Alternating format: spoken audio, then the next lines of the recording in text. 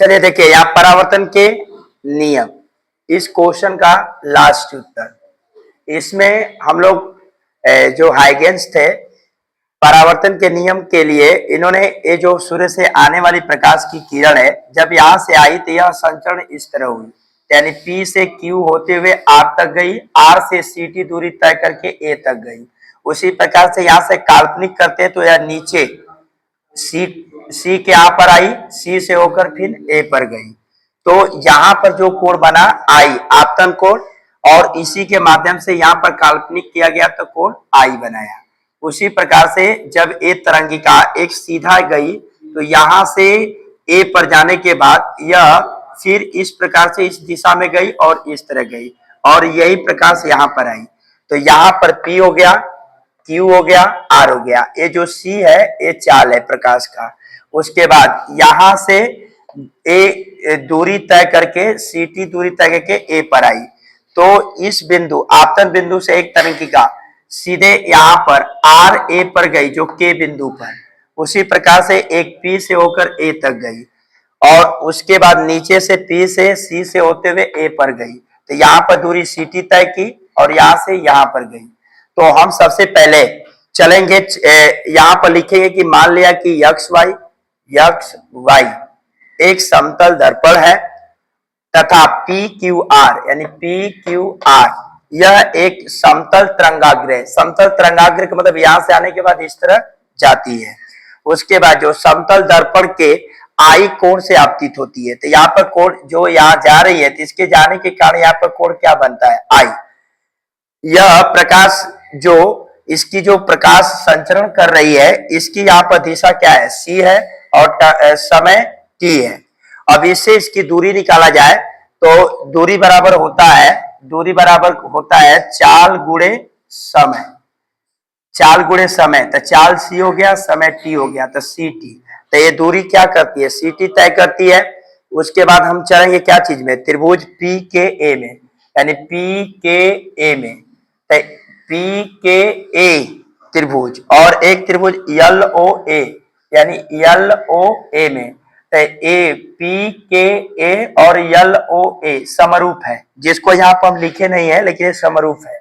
तो समरूप का कंडीशन होता है कि उनकी संगत भुजाएं समानुपाती होती है। तो हम इस भुजा का हम PK ले लिए, इस भुजा का हम PK ले लिए, त्रिभुज PKA में इसकी भुजा हम PK ले लिए। तो इस त्रिभुज में हम चले तो इसका LO लिए, ए वाला भुजा। उसके बाद हम इसका ले लिए बड़ा त्रिभुज में इसका PA ले लिए, तो इसकी भुजा LA यहाँ पर लिख दिए, यानी PK बटा में LO। उसी प्रकार से इसका PA बटा में LA जब हम यहाँ पर लिख दिए तो इसका मान बैठा दिए। PK जो यहाँ PK है इसकी दूरी CT है, तो यहाँ पर CT रख दिए, और बटा में जो LO है उतार दिए, फिर यहाँ पर PA है LA इसको उतार दिए, समीकरण 1 मान लिए। उसी प्रकार से हमने ऊपर देखा, एक घटना हमने ऊपर देखा तो यहाँ से यहाँ तक एक समीकरण बना। अब उसी प्रकार से हम नीचे देखेंगे, तो नीचे चलेंगे तो त्रिभुज PCA में PCA तथा OLAB यानी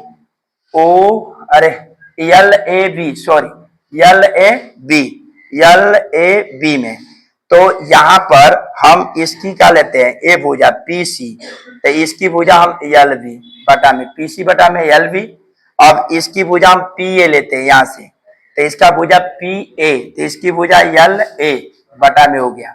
अब हम करेंगे क्या, इसका मान PC का मान यहाँ से जो यहाँ तक का CT है, तो CT का मान धर दिए और नीचे का LB उतार दिए और ये दोनों उतार दिए। तो अब यहाँ पर ये समीकरण 2 हो गया और यहाँ पर 1 हो गया, तो A वाला और A वाला दोनों में बराबर है, इसलिए अब यहाँ पर ए भुजा CT बटा में LO दोनों को हम बराबर करके काट दिए, तो यहाँ से L जब ऊपर से कट गया तो LO बराबर LB हो गया। अब यहाँ पर समीकरण इसको 3 मान लिए।